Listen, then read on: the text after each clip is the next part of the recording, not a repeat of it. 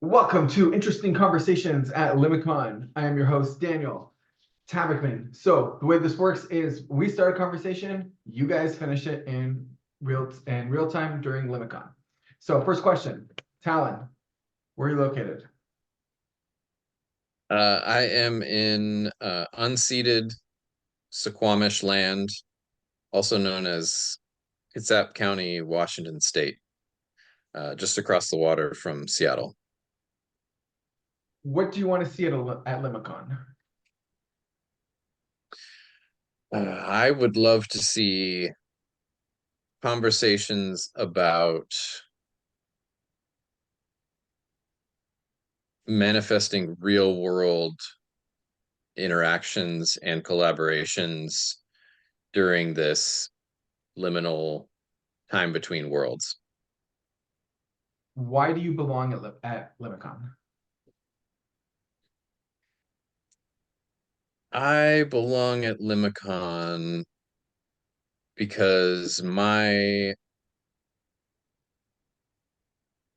believe my experience is relevant to um, this space that's emerging, this mindset that's emerging, um, and because I feel like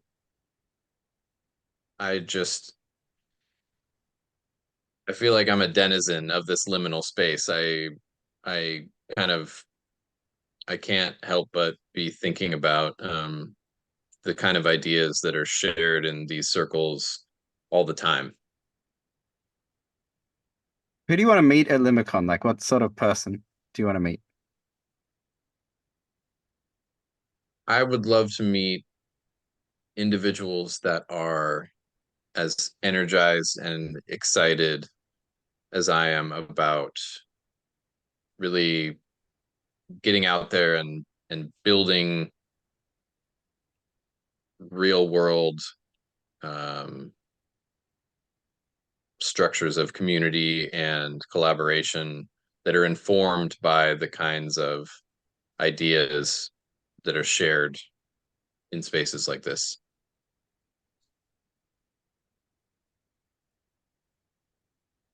What do you think the failure points at Limicon will be or might be? Hmm. Um, I think it will be a challenge to avoid it just being a series of Zoom calls with like-minded individuals that um, reinforce the kinds of things that we're all talking about in this and the spaces that we're interacting online, but don't actually turn into real world projects, real world collaboration, real world building. Um, I think that Limicon was somewhat born out of maybe some perceived um, failure points from Emerge Austin last year, and um, and so I'm kind of looking out for those kinds of failure points. I would really like to lift up and um, support um, spaces for women and non-binary folks to be in conversation and just be there to listen. A lot of times these spaces can be pretty male dominated, so I'd love to do what I can to help that to emerge. What's your favorite tree?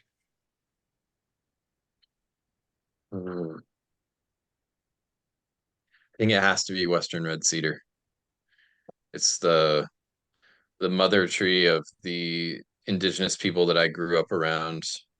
It was um, their houses were built out of cedar, their boats were carved out of cedar, their clothing was made from cedar fibers. And the rope, I mean, everything. And sorry, that's my daughter in the background.